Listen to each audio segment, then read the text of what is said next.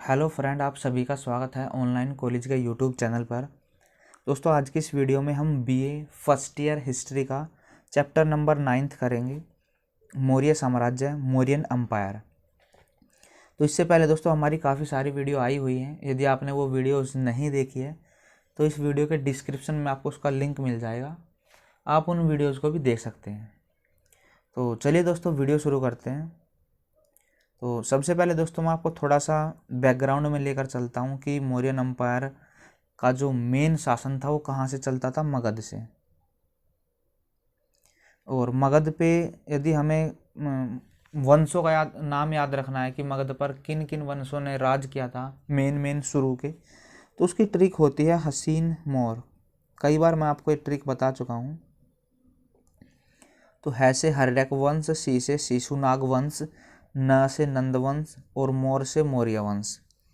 तो सबसे पहले हम थोड़ा सा बैक में चलते हैं कि मौर्य साम्राज्य से पहले यानी कि मौर्य वंश से पहले मगध पर कौन से वंश का शासन था। तो नंद वंश का शासन था और नंद वंश का धनानंद। तो धनानंद राज कर रहा था नंद वंश का मगध साम्राज्य पर। और एक बार क्या हुआ था, धनानंद ने चंद्रगुप्त मौर्य को बुलाया था श्राद्ध के लिए। तो उस टाइम पे तो एक बार क्या हुआ था, धनानंद ने चाणक्य को आमंत्रित किया था श्राद्ध के लिए और उसके बाद वहाँ पे उसको अपमानित किया था। तो चाणक्य ने कसम खाई थी कि जब तक मैं नंद वंश का जो विनाश नहीं करूँगा तब तक मैं अपनी चोटी भी नहीं बांधूंगा।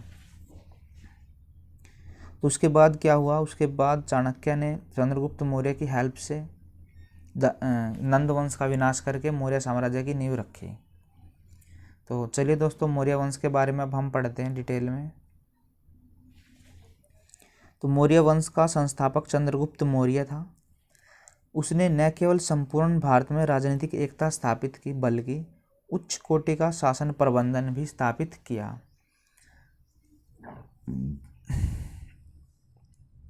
उसका प्रशासन प्रांत, जिले, गांव इनमें बटा हुआ था।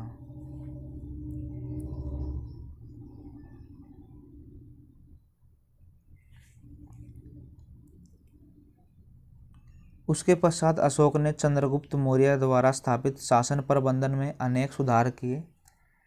उनका प्रशासन प्रजा हित पर आधारित था, यानी कि ये मौर्य वंश के जो सम्राट थे जैसे चंद्रगुप्त मौर्य हो गए, अशोक हो गए, ये हमेशा प्रजा भलाई के कार्यों में लगे रहते थे। आपको पता होगा चंद्रगुप्त मौर्य के बाद बिंदुसार आए थे और बिंदुसार के बाद उनके पुत्र आए थे अशोक। तो अशोक महान सम्राट हुए हैं मौर्य साम्राज्य के।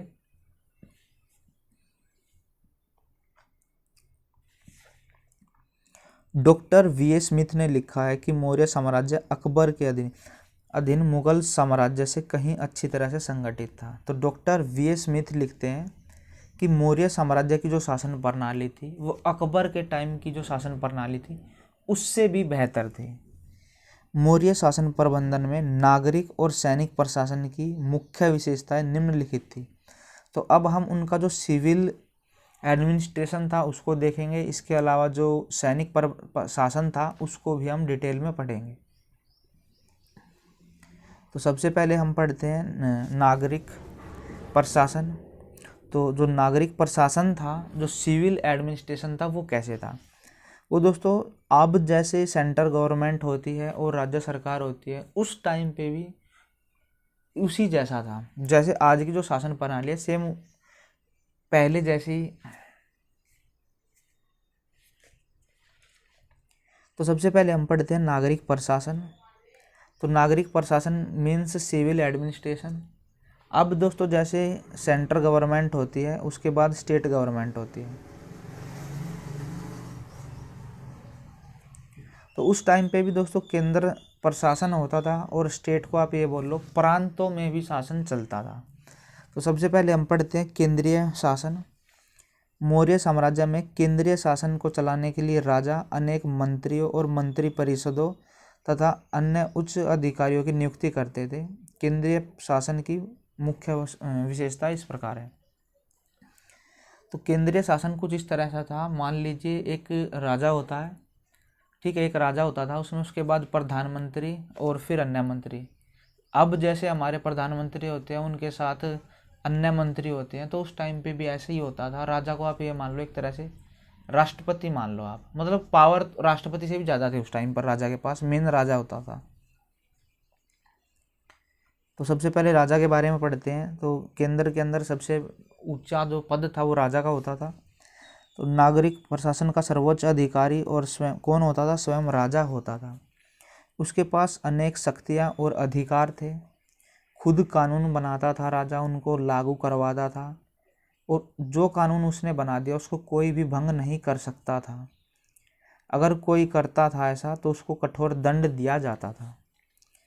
वह राज्य के अन्य अधिकारी हो गए, जैसे मंत्री हो गए, पुरोहित, गुप्तचर, राजदूत, तो इन सब की नियुक्ति भी राजा करता था, और जिस बंदे को चाहे पद से हटा सकता था।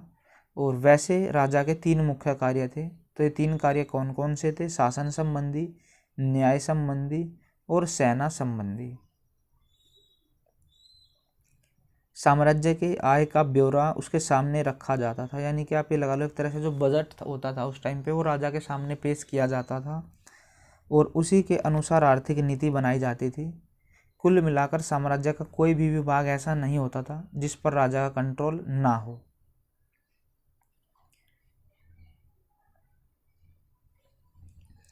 शासन के मामले में मंत्रियों की सलाह लेता था, यानी कि कोई भी कामकाज है उसमें सलाह लेता था राजा, पर वो राजा की मर्जी होती थी कि वो मान भी सकता है उसको और नहीं भी मान सकता, वो उसके ऊपर डिपेंड करता था। अपनी सेना का सर्वोच्च सेनापति होता था और युद्ध के समय खुद सेना का नेतृत्व करता था, और राजा के बाद सेनापति की पोस्ट होती थी सेना को देखने के लिए। इसके अलावा न्याय की हम बात करें तो मेन स्रोत सम्राट होता था। देखने में राजा की शक्तियाँ निरंकुश थी, परंतु वास्तव आना यहाँ पे टाइपिंग में दोस्तों थोड़ी बहुत मिस्टेक हो सकती है, हिंदी की टाइपिंग यहाँ पे अलग से की है हमने।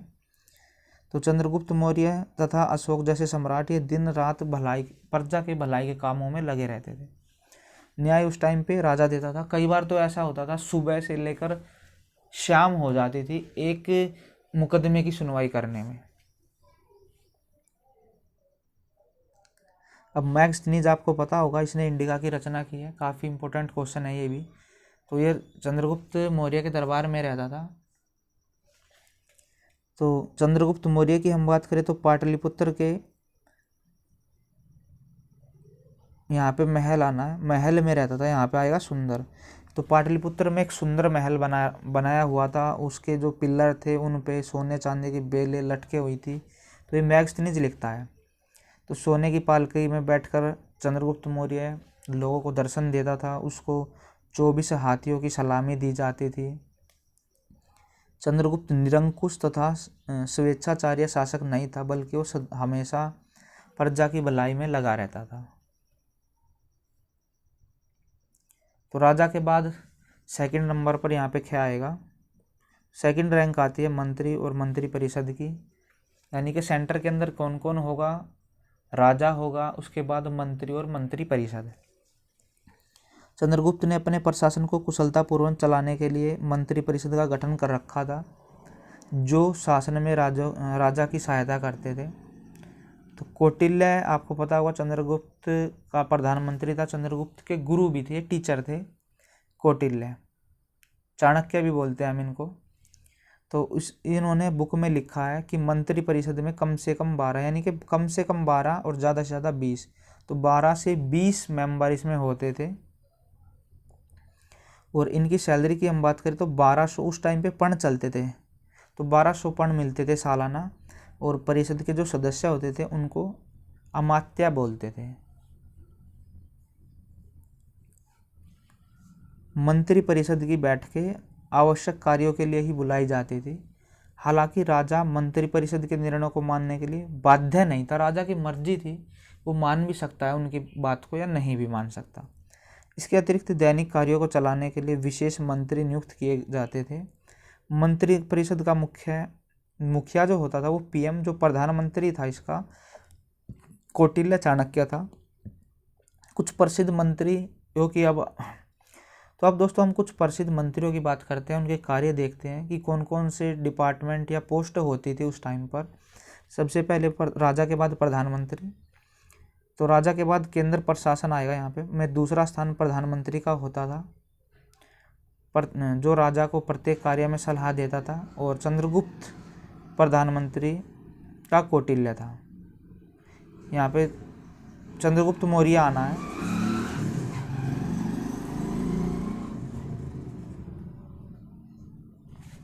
तो चंद्रगुप्त मौर्य का प्रधानमंत्री कौन था? कौटिल्य था। उसके बाद पुरोहित, पुरोहित का कार्य होता था धार्मिक कार्य करना, जैसे यज्ञ हो गया, पूजा पाठ, ये कार्य कौन करता था? पुरोहित। इसके बाद सेनापति, सेना का मुखिया होता था। कौटिल्य के अनुसार युद्ध विद्या, अस्त्र शस्त्र इनमें निपुण होना चाहिए सेनापति, और यह युद्ध और संधि के मामले में राजा को सलाह देता था। इसके बाद समाहर्ता, इसके बाद नेक्स्ट आता है समाहर्ता। ये विदेश मंत्री होता था। इसका काम होता था कि जो भी आय और व्यय है इसका हिसाब किताब रखना, टैक्स वगैरह इकट्ठा करना। इसके बाद सन्निधाता, ये राज्य का कोष मंत्री होता था। इसका मुख्य कार्य होता था जो भी शाही गोदाम है, जेल है, शस्त्रालय है, इनकी रक्षा करना। नेक्स्ट है दोवारिक, इसका कार्य राजमहल के कार्यों का मंत्री है। कामरांतिक की हम बात करें तो कारखानों और खानों का मंत्री। फिर अनंतपाल है। अनंतपाल का काम होता था कि प्रदेश में जो किले होते थे उनकी रक्षा करना। और दुर्गपाल का काम, देखो इन दोनों में डिफरेंस ये है कि जो दुर्गपाल होगा वो किले के अंदर अंदर की देखभाल करेगा, और अनंतपाल क्या करेगा? बाहर की। दंडपाल की हम बात करें तो आजकल जैसे पुलिस वाले होते हैं तो उस टाइम पे दंडपाल की पोस्ट होती थी पुलिस में। फिर अन्य अधिकारी, मंत्रियों के अलावा मौर्य साम्राज्य में बहुत से निम्न कोटि के राज्याधिकारी भी होते थे। इसके अलावा अन्य अधिकारी होते थे अमात्य, महापात्र, अध्यक्ष, ये कहलाते थे। स्ट्राबा ने मैजिस्ट्रेट का नाम दिया इनको, जो अन्य अधिकारी होते थे। अर्थशास्त्र में 26 प्रकार के अध्यक्ष और उनके काम का जिक्र है। अशोक के समय में राजुक, प्रादेशिक, युक्त आदि कर्मचारियों की नियुक्ति की जाती थी। तो केंद्रीय शासन के बाद आता है प्रांतीय शासन। ठीक है, तो चंद्रगुप्त मौर्य के टाइम पर पूरा जो राज्य था वो 4 प्रांतों में बटा हुआ था।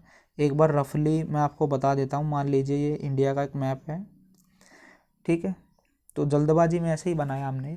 तो उसमें 4 प्रांत बने हुए थे, 1,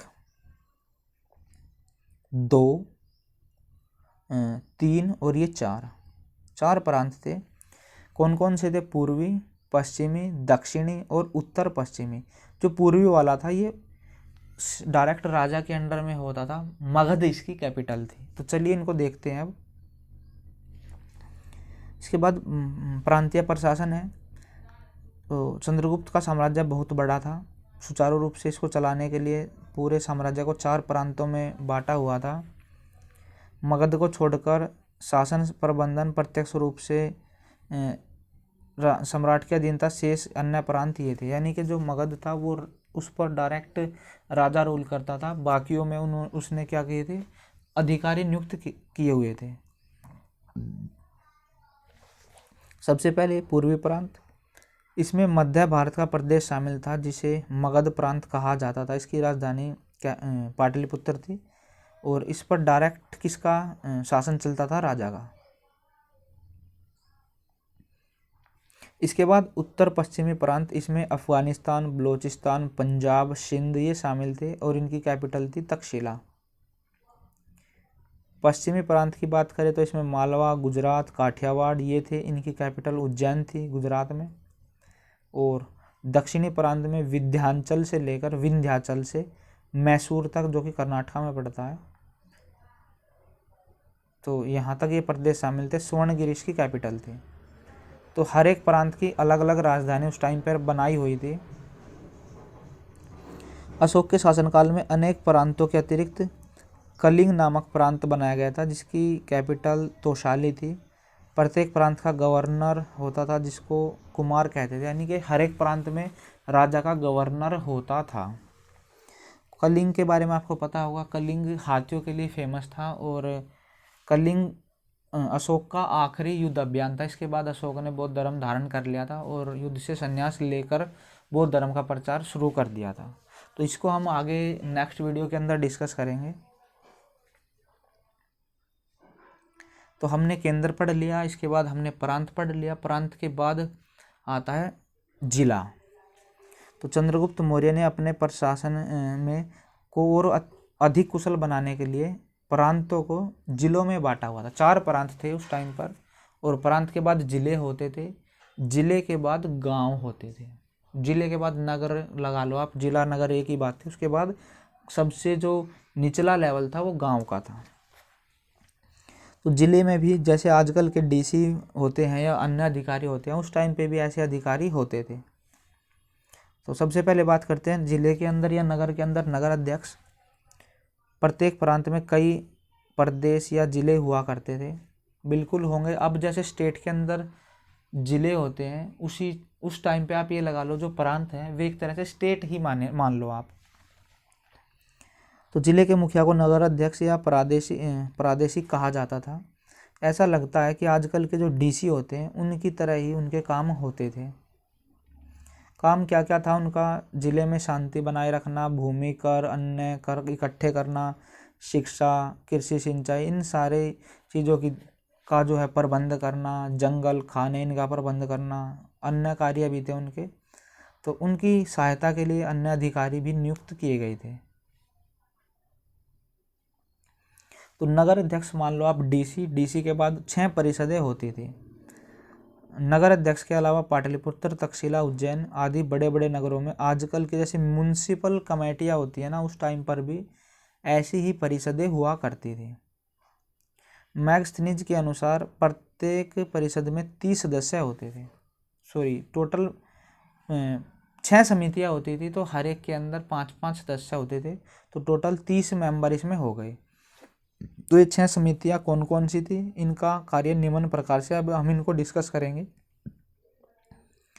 पहली समिति थी शिल्पकला। तो शिल्पकला का काम क्या था? जो भी शिल्पकार होते थे उनके हितों की रक्षा करना। कोई ऐसा ना हो कि भाई उससे काम कराकर उसको पैसा ना दे, या उसके ऊपर कोई अटैक कर दे, या उसके हाथ कटवा दे, तो या उनका वेतन कोई रख ले। तो ये सारे उनके हितों की रक्षा, वेतन तय करना, ये सारे कार्य शिल्पकला समिति के होते थे। यदि कोई व्यक्ति शिल्पकार को उसके हाथों या आंखों से वंचित कर देता था या उसको असमर्थ बना देता था, तो ऐसे व्यक्ति को मृत्यु दंड दिया जाता था। इसके बाद विदेश विभाग होता था हर एक ज़िले में।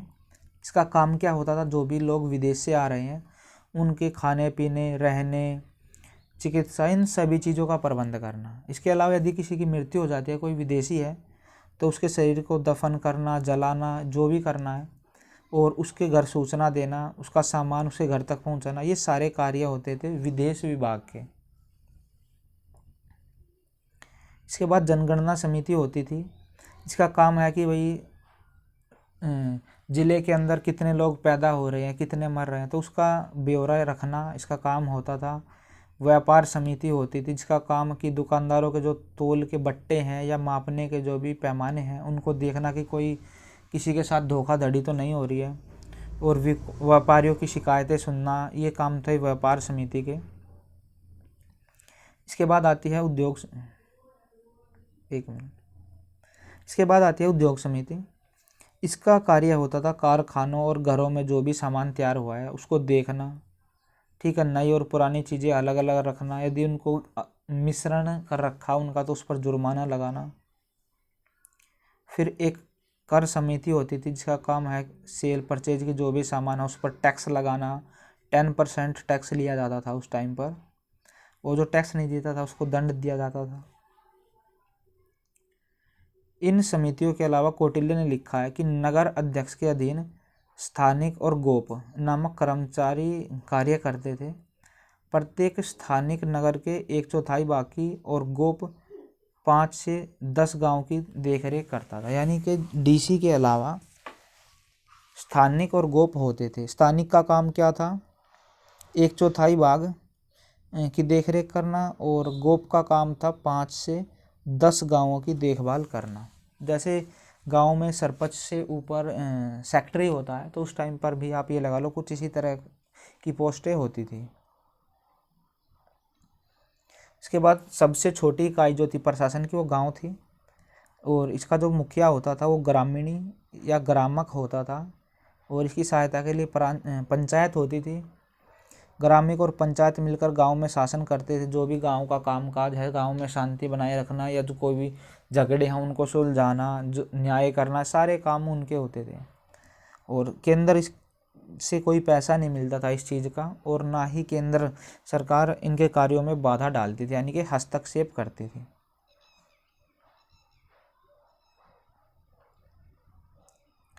इसके बाद प्रत्येक गांव में एक राजा का आदमी भी होता था।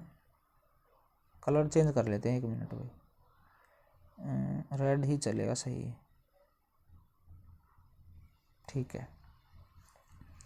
तो हर एक गांव में राजा का एक बंदा होता था जिसको ग्राम भोजक कहा जाता था। गांव में शासन की देखभाल करने के लिए गोप नाम के कर्मचारी नियुक्त किए गए थे। पीछे हमने पढ़ा था कि भाई गोप होते थे डीसी के बाद, जिसके 5 से 10 गांव देखते रहो। तो गोप के ऊपर स्थानिक और इसके अधीन 8 गांव होते थे, यानी कि गोप होता है, गोप से ऊपर पोस्ट थी स्थानिक की, ठीक है। डॉक्टर आर के मुखर्जी आना है यहाँ पे। इसके शब्दों में ग्राम समुदाय का एक गणतंत्र की तरह कार्य था, और इस प्रकार उस समय भारत की प्रशासन वस्तुतः प्रजातंत्रीय सिद्धांतों पर आधारित थी। तो इसके बाद बात करते हैं वित्त का प्रबंधन, यानी कि पैसों का जो भी लेन देन होना उसका क्या सिस्टम था। चंद्रगुप्त मौर्य ने कौटिल्य के सिद्धांत को मानते हुए सभी कार्य वित्त पर निर्भर है। अर्थव्यवस्था की ओर इसने काफ़ी ध्यान दिया था। उसने अर्थ विभाग का एक मंत्री नियुक्त किया, जिस एक समाहर्ता हमने पीछे पढ़ा था जिसका कार्य वित्त का होता था। तो उसके अधीन कई अध्यक्ष होते थे जो अपने अपने विभाग का टैक्स जो इकट्ठा करते थे। अब हम पढ़ते हैं भूमि कर। यहाँ पे केर लिखा गया है, थोड़ी सी मिस्टेक है ये। भूमि कर साम्राज्य मतलब मेन जो स्रोत था आय का, वो उस टाइम पर भूमि कर होता था। 2 प्रकार के होते थे।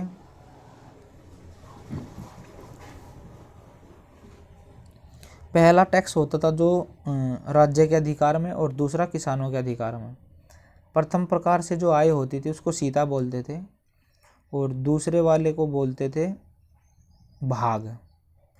तो जो टैक्स होता था वो 1/6 से 1/4 होता था। कई बार जैसे बीमारी हो गई या अकाल पड़ गया तो उस टाइम पे माफ़ कर दिए जाते थे टैक्स किसानों के।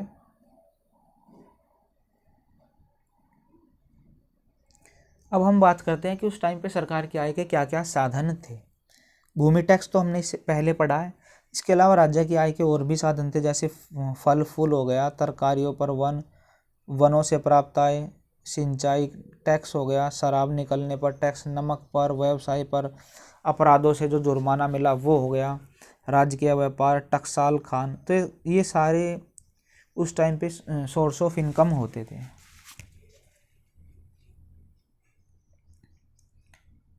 इसके बाद हम बात करते हैं कि जो आय होती थी उस पे उसका खर्चा कहाँ पे होता था, व्यय की मदें।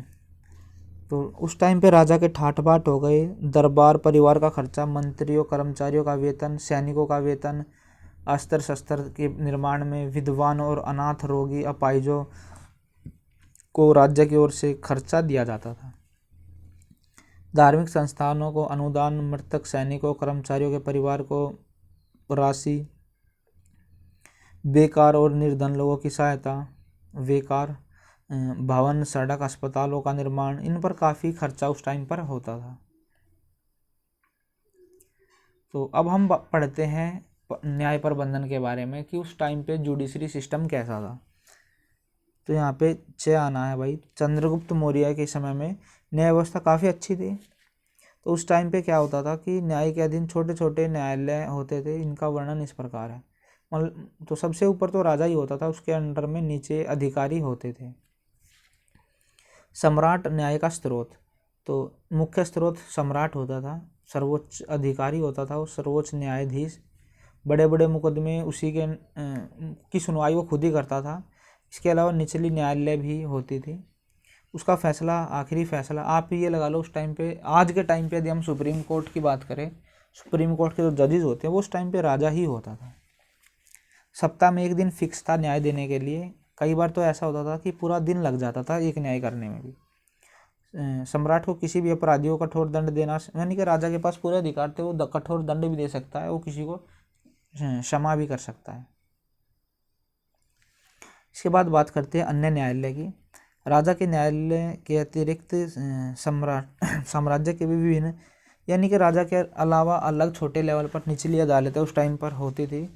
कौटिल्य के अर्थशास्त्र से ज्ञात होता है कि 2 गांव के न्यायाधीश को जनपद संधि कहा जाता है, और 8 गांव के जो न्यायालय है उसको द्रोणमुख, और 8 गांव के न्यायालय को स्थानीय न्यायालय।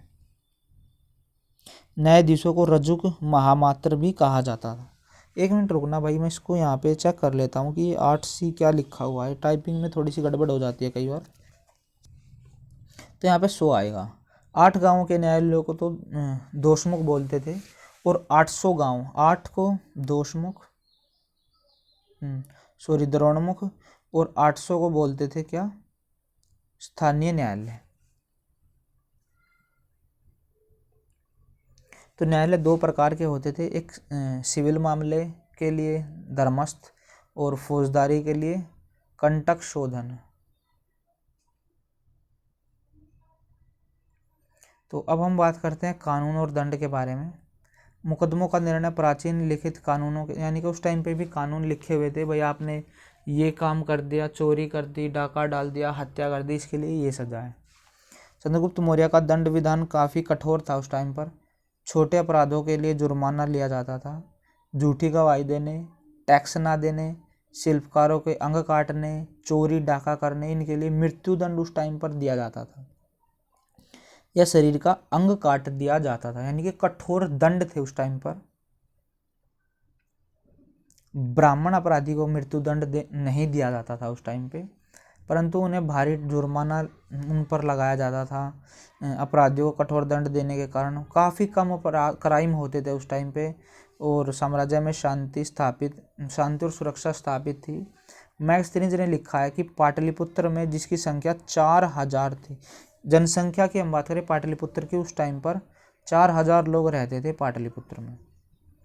तो किसी भी दिन 8 पौंड से ज़्यादा की चोरी नहीं हुई थी उस टाइम पर। 8 पौंड से ज़्यादा की चोरी नहीं, यानी कि छोटी मोटी चोरियां ही होती थी,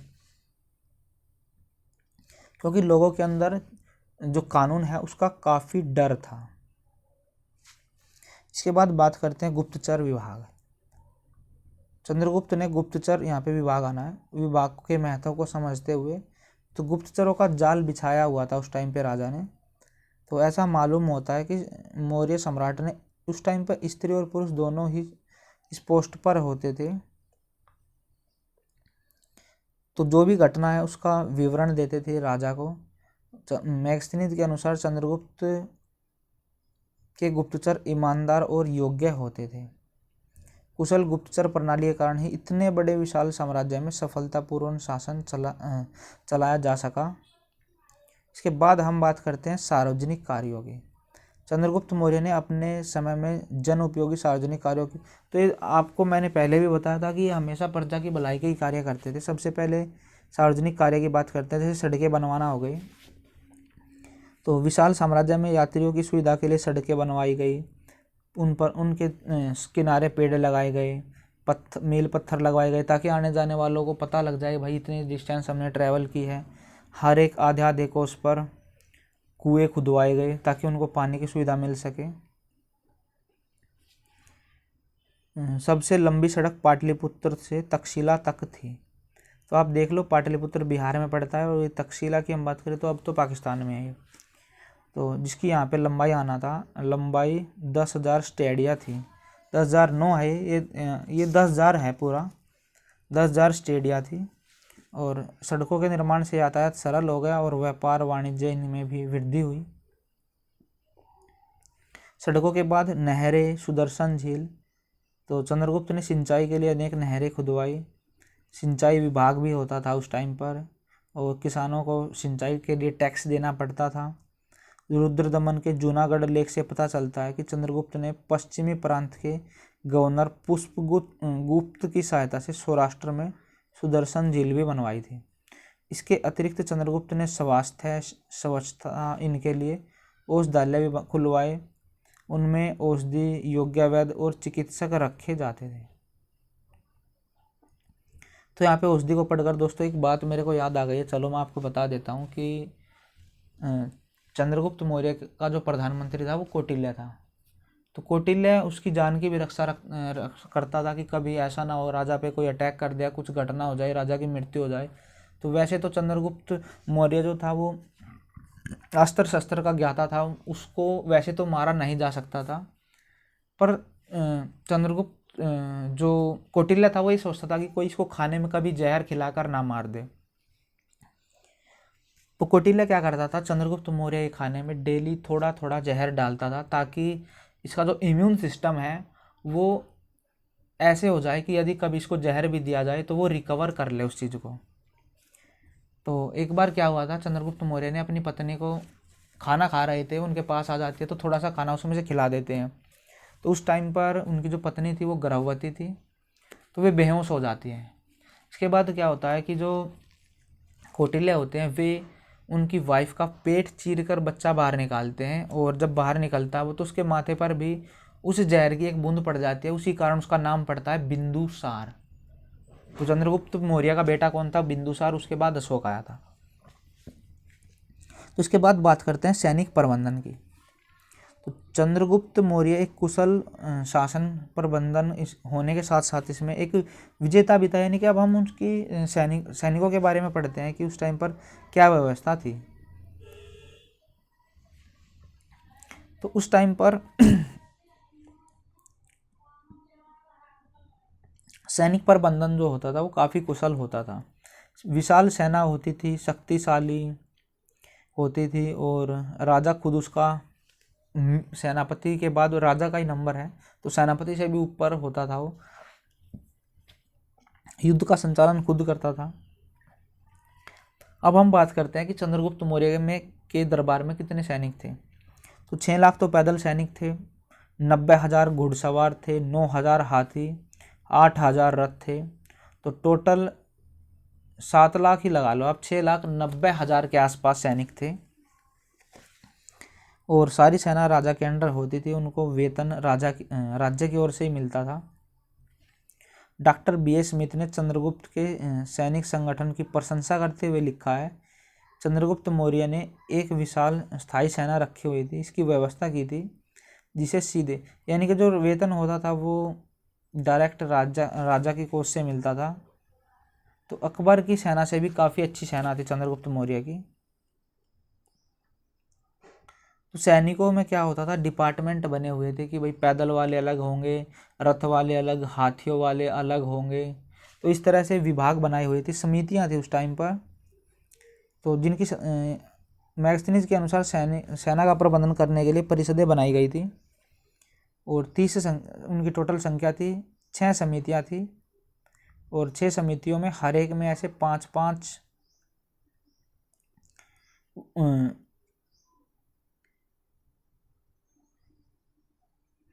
मतलब 6 समितियां थी, और हर एक में 5-5 जो है वे बंदे होते थे मेन, उसके अंडर में फिर नीचे होते थे। तो पहली समिति हो गई, जैसे पैदल सेना होती थी, इसका काम पैदल युद्ध करना होता था। दूसरी अश्वारोही होती थी, जिसमें युद्ध जो घुड़सवार होते थे वे होते थे। और इसके बाद तीसरी समिति हाथियों की सेना होती थी। तो तीसरी समिति में हाथियों का प्रबंध करना, जंगलों में रखा जाना, सैनिकों के साथ खड़ा होना, छलांग लगाना, तो ये सारे कार्य ये उन सैनिकों को मतलब बिल्कुल ट्रेंड किया जाता था कि आपको हाथियों के साथ युद्ध करना है, मतलब हाथी लेकर आपको युद्ध करना है। तो रथ सेना की हम बात करें तो ये वे सैनिक होते थे जो रथ में युद्ध लड़ते थे। तो हर एक रथ में 3-3 सैनिक होते थे। तो उस टाइम पर जल सेना भी होती थी, नेवी भी होती थी। तो उसका कार्य जहाज, नौका इनका निर्माण कराना और समुद्री डाकुओं से लड़ना, ये काम होता था। इसके बाद छठी समिति आती है, सैनिक समिति।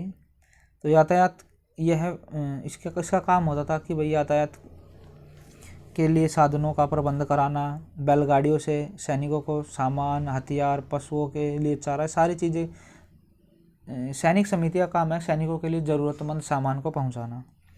कौटिल्य लिखता है कि आज की तरह उस काल में सेना के साथ वैद्यों को औषधियों सहित भेजा जाता था। यानी कि युद्ध के मैदान में खून खराबा, मारपीट तो वहाँ पे होगी ही। तो उस टाइम पर वैद्य भी युद्ध में साथ ही जाते थे। डॉक्टर आर के मुखर्जी के शब्दों में उस काल में आधुनिक रेड क्रॉस सोसाइटी का सा नाम होना निश्चय ही एक अत्यंत सराहनीय बात थी। इसके बाद हम बात करते हैं सैनिकों के वेतन की। तो मुखिया सैनिकों का सेनापति राजा होता था। सेनापति की सैलरी की हम बात करें तो 48,000 वार्षिक, ये पन चलते थे उस टाइम पर। और सेना के अधीन जो अन्य बंदे थे, किसी के 24,000, किसी के 12, किसी के 5,000 ये होते थे। और अध्यक्षों को 4,000 पन वार्षिक वेतन मिलता था। इसके बाद युद्ध के हथियारों की हम बात करते हैं तो युद्ध में धनुष हो गए। इसकी लंबाई सैनिक की मतलब काफ़ी बड़े बड़े धनुष होते थे, जितना लंबा बंदा है उतने ही लंबे होते थे। इसके अलावा तलवार, ढाल, भाला, तीर कमान, लोहे का टोप, ये उस टाइम पर हथियार होते थे।